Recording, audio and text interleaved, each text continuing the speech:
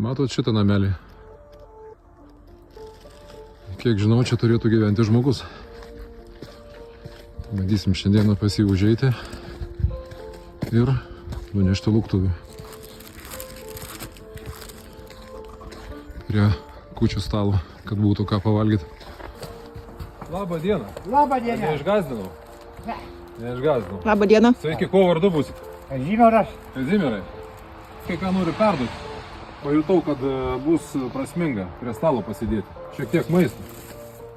Jėgus Marija, jūs tai jums išsemti nedėlę į lauką. Viskas gerai.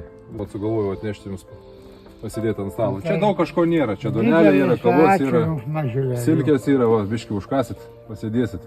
Ar turit su kuo kūčia švęsti, ar vienas šiandien liekat? Vienas.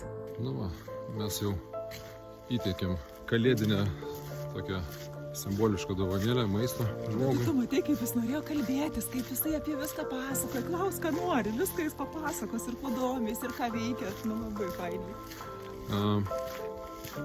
Aš tokį kartu kaip ir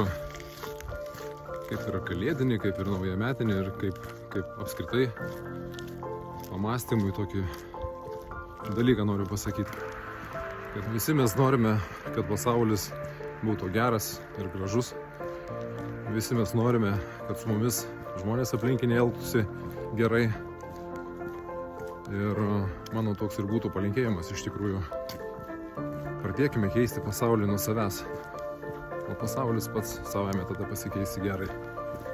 Jaukių jums švenčių, gerų jums naujųjų metų.